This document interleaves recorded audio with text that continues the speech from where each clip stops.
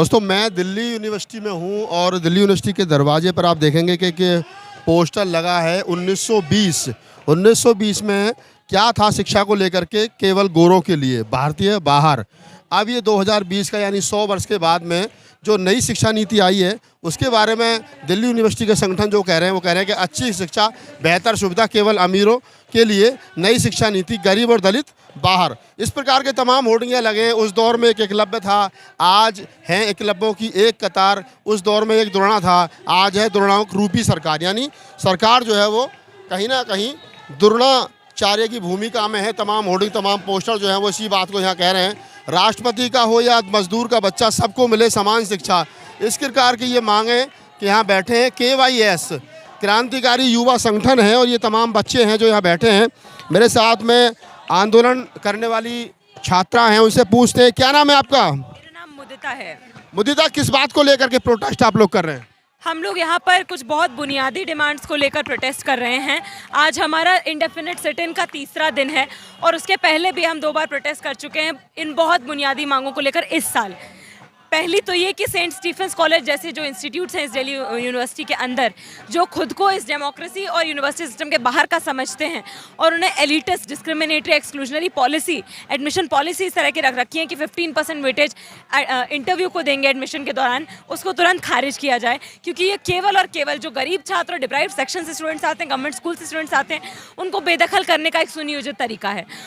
बहुत महत्वपूर्ण हमारी 2 मांगे जो हम कई सालों से, ये लॉन्ग स्टैंडिंग डिमांड्स हैं स्टूडेंट्स की, कि यूनिवर्सिटी के अंदर पिछले 20-30 साल में एक भी नया कॉलेज खुलता हुआ हमें नहीं दिखता है। तो जब तक आप नए कॉलेज नहीं खोल रहे हैं, तो जैसे कुछ कॉलेज में इवनिंग बैच में भी बैचेस चलते हैं, क्लासेस लगती हैं, तो इंफ्रास्ट्रक्चर मौजूद है, तो सभी कॉलेजेस में क्यों नहीं आप इवनिंग मोड में क्लासेस चला रहे हैं? अभी कुछ दिनों में एडमिशन शुरू होने वाला है, 10, 15, 20 दिन में, तो उसके पहले हमारी मांग है कि आप इवनिंग बैचेस सभी कॉलेज में इस नए सत्र से शुरू करिए, ताकि गवर्नमेंट स्कूल से आने वाले छात्रों को, डिप्राइव सेक्शन से आने वाले स्टूडेंट्स को, उन्हें दाखिला मिल सके, उन्हें पब्लिक फंडेड हायर एजुकेशन का राइट मिल सके, जो अभी तक उन्हें नहीं मिलता रहा है, बहुसंख्यक छात्रों को नहीं मिलता रहा है। और सबसे एक और महत्वपूर्ण मांग हमारी ये है कि गवर्नमेंट स्कूल से जो स्टूडेंट्स आते हैं उन्हें एडमिशन के दौरान 20% डेप्रिवेशन पॉइंट्स दिए जाएं, उन्हें वरीयता दी जाए यहाँ पर एडमिशन प्रोसेस के दौरान। क्योंकि हमारे समाज में जो बहुसंख्यक छात्र हैं वो गवर्नमेंट स्कूल से आते हैं, उन्हें सबसे ज़्यादा सरकारी वित्त पोषित शिक्षा प्रणाली की ज़रूरत है उच्च शिक्षा में। और त्रासदी ये है कि वही हिस्सा सबसे ज़्यादा बेदखल किया जाता है पब्लिक फंडेड हायर एजुकेशन से। तो ये बंद हो इस तरीके का मंजर हमारे देश। आप कह रहे हैं कि इवनिंग जो है वो क्लासेस शुरू होनी चाहिए। आपको नहीं लगता कि सरकार पे बहुत ज़्यादा भार पड़ेगा, पूरा स्टाफ नया रखना पड़ेगा, प्रोफेसर्स की भर्ती करनी पड़ेगी, पूरा स्टाफ होगा, तो वो सरकार तो पैसे ही बच रही है उसके पास, क्या सरकार तो हाथ खड़े कर चुकी है कि उसके पास पैसा है नहीं? सरकार अपनी जेब के पैसे से वैसे भी नहीं चलाती है ये शासन और देश में। जो यहाँ की जनता है, आम जनता है, जो मेहनत कश जनता है, उसके पैसे से ये यूनिवर्सिटी कॉलेज और ये सरकारें चलती हैं। जो लगातार जनता के पैसे से खड़े किए गए पब्लिक सेक्टर यूनिट्स को लगातार प्राइवेटाइज किया जा रहा है, वो सरकार ने क्या जनता से पूछ के उन्हें प्राइवेटाइज किया है? तो यहाँ पे हमें पूछना पड़ेगा, सरकार इस तरीके से कोई कोशिश नहीं कर रही है। सरकार को इसलिए सरकार में बैठाया गया सत्ता में क्योंकि जनता चाहती है कि सरकार उन तक शिक्षा पहुंचाए, जनता चाहती है कि सरकार उन तक public funded higher education, basic education, secondary education, ये सब पहुंचाए। लेकिन त्रासदी है हमारे समाज की कि देख रहे हैं हम आज, जिस समाज में बजट का 1% हिस्सा भी नहीं खर्च होगा पब्लिक फंडेड एजुकेशन पे, वो समाज आगे बढ़ने का सपना कैसे देख पाएगा? ये आप एजुकेशन की बात कर रहे हैं, आप कह रहे हैं कि जनता ये चाहती है कि उसको बेहतर शिक्षा मिले। कहाँ चाह रही है जनता? जनता तो चाह रही है मंदिर मिले, जनता तो चाह रही है गाय मिले, जनता तो चाह रही है हिंदू मुस्लिम हो, जनता तो ज्ञानवापी मस्जिद के मुद्दे पर खुश है, जनता तो जो है वो बहुत सारे नारे उल्टे सीधे लगा करके खुश है। आप जैसे लोग कितने हैं, कितने स्टूडेंट हैं, कितने युवा हैं जो ये बता देती हूँ, इस देश में सांप्रदायिकता, दंगे और नफरत की खेती जो है वो वहाँ पर ही फैलाई जा रही है और उन्हीं को हथियार बना के फैलाई जा रही है, जिनके हाथ में इस शिक्षा व्यवस्था ने कलम नहीं दिया है, किताब नहीं दी है, यूनिवर्सिटी का आईडी कार्ड नहीं दिया है, स्कूल का आईडी कार्ड नहीं दिया है, तो उन्हें अपना हथियार बनाकर सरकार ने उन्हें अपनी डर्टी पॉलिटिक्स का एक टूल बनाया हुआ है। और ये त्रासदी है हमारे लोकतंत्र की कि जहाँ पर लोगों के बीच में जो उनके हकों की, बुनियादी हकों की लोकतंत्र के मूल्यों की जो राजनीति है उसको जहां पर सरकार को बल देना चाहिए, उस दिशा में काम करना चाहिए। सरकार लगातार अपना एक हेट प्रोपेगेंडा और बाकी अपना डिविजिव और डिस्ट्रैक्टिव फॉर्म ऑफ पॉलिटिक्स इसलिए कंटिन्यू करना चाहती है क्योंकि सरकार लगातार जो जनता का पैसा है, जनता का मेहनत का जनता का जो पैसा है उसको लूट कर केवल प्राइवेट सेक्टर के प्रॉफिट के लिए लगातार नीतियां बना रही है। चाहे आप एनईपी के ड्राफ्ट में देख लीजिए, प्राइवेटाइजेशन वाया ग्रेडेड ऑटोनॉमी को साफ साफ रास्ता दिया गया है। हायर एजुकेशन में स्कूल के लेवल पे बोला गया कि जहाँ पे स्कूल खराब हैं, जिन्हें बेहतर कराने की जरूरत थी, जहाँ पे स्कूल है ही नहीं या खस्ता हाल में, उनको सबको बंद करके कई कई गाँव के लिए केवल एक स्कूल खोला जाएगा। अब जो मेरी बहनें रहती हैं गाँव में, जिनके मम्मी पापा उन्हें अगर उनके ही गाँव में थोड़ा दूर स्कूल है तो नहीं भेज पाते हैं, तो वो गाँव के बाहर कई गांव से इतना दूर कहाँ कभी भेजेंगे, नहीं भेजेंगे। तो उसका खामियाजा कौन भुगतेंगे? आप ये मानते हैं? महिलाएं भुगतेंगी, जो पिछड़ी जाति से, पिछले समुदायों से छात्र आते हैं वो भुगतेंगे, जो आज भी यहाँ पर इग्नू में, एसओएल में, एनसी वेब में दाखिला लेने के लिए मजबूर हैं, जिन्हें यहाँ रेगुलर की सीट नहीं दे रही है ये शिक्षा व्यवस्था, और इस समाज में वो सस्ता मजदूर बनने के लिए मजबूर हो रहे हैं, वो लोग भुगतेंगे। तो ऐसा नहीं है कि ये जो जनता है, जो आप कह रहे हैं जनता मंदिर मस्जिद चाहती है, ऐसा नहीं है।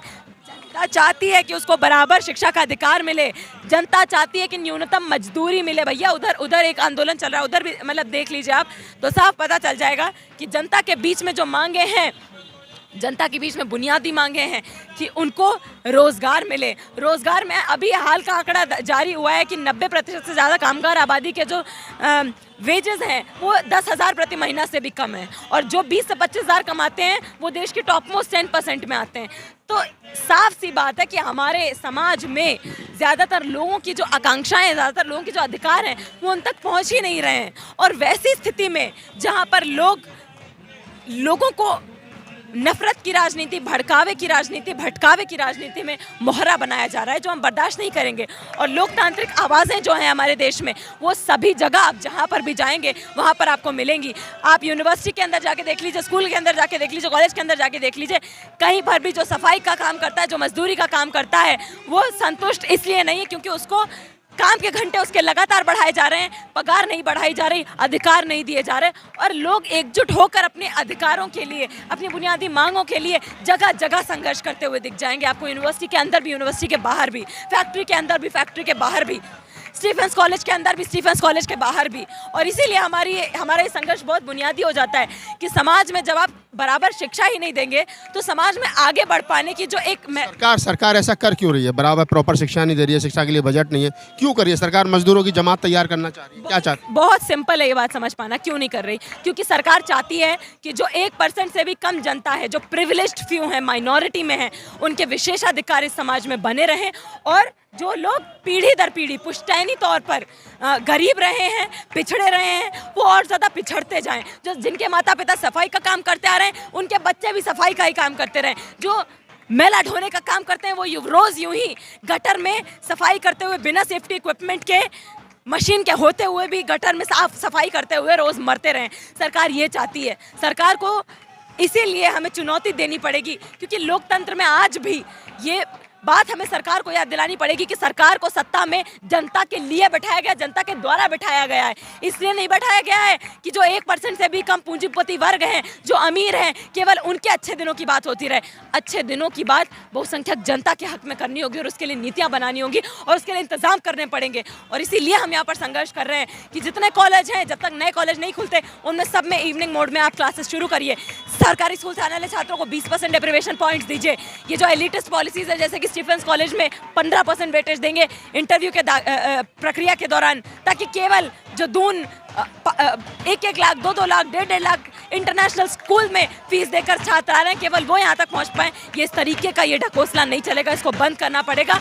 और तब तक हम अपना संघर्ष जारी रखेंगे जब तक हमारे समाज में समान शिक्षा नीति सब लागू नहीं हो जाती, सबको समान शिक्षा नहीं मिलती। क्योंकि आज हम ऐसे समाज में रहते हैं कि शिक्षा मंत्री का बच्चा, चीफ मिनिस्टर का बच्चा, वाइस चांसलर का बच्चा इस शिक्षा व्यवस्था के सरकारी स्कूल में अपने बच्चे को नहीं भेजता, प्राइवेट स्कूल में भेजता है। उनके बच्चे फॉरेन यूनिवर्सिटीज़ में पढ़ते हैं, यहाँ पर तो हिंदू हिंदू की बात करते हैं, लेकिन अपने बच्चों को कॉन्वेंट में भेजते हैं, विदेशों में भेजते हैं पढ़ने के लिए, उन्हें शाखा में नहीं भेजते।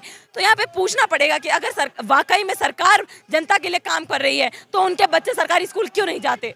तो इसलिए हमें समान शिक्षा नीति की ज़रूरत है। ये दोहरी शिक्षा का मॉडल जो स्कूल के लेवल पर भी है, कॉलेज के लेवल पर भी है कि एक रेगुलर होगा एक इनफॉर्मल होगा, इसे ख़त्म करना पड़ेगा। सबको सरकारी वित्त पोषित प्रणाली में फॉर्मल मोड एजुकेशन, औपचारिक शिक्षा का हक देना पड़ेगा। तो आप थी मुदिता, आप पढ़ते हैं, स्टूडेंट हैं या क्या स्टूडेंट हूँ यहाँ पर। क्या कर रहे हैं आप? मैं यहाँ पर पॉलिटिकल साइंस की स्टूडेंट हूँ, मेरा नाम मुदिता है, मैं डिपार्टमेंट ऑफ पॉलिटिकल साइंस में पढ़ती हूँ। डिपार्टमेंट ऑफ पॉलिटिकल साइंस की पढ़ती हैं, उसकी स्टूडेंट हैं और अपनी मांगों को लेकर के वो यहाँ प्रोटेस्ट में, कब से प्रोटेस्ट कर रही हैं आप? हम लोग ने सबसे पहला प्रोटेस्ट तो पिछले महीने स्टीफेंस कॉलेज के बाहर किया था, जब स्टीफेंस कॉलेज ने ये संकेत देते हुए कि वो अपने आप को इस सिस्टम का हिस्सा नहीं समझता, मेमोरेंडम तक लेने से मना कर दिया था। उसके बाद यहाँ कब से कर रहे हैं? यहाँ पर आज हमारा सिट इन का तीसरा दिन है। तो 3 दिनों से हाँ, इंडेफिनिट स्ट्राइक 3 डेज, तो तीसरा दिन उनका है मुदिता का। उनकी जो मांग है वो सरकार तक पहुँचे, सरकार उनको माने। मेरा जो इनसे बात करने के बाद मुझे लगा कि जेन्युइन मांग है, शिक्षा में सुधार होना चाहिए ताकि गरीब, पिछड़े, दलित, आदिवासी के बच्चों तक भी समान शिक्षा का लाभ जो है वो पहुंच सके। मैं राहुल नागपाल, कैमरामैन CL बोध के साथ, दिल्ली यूनिवर्सिटी।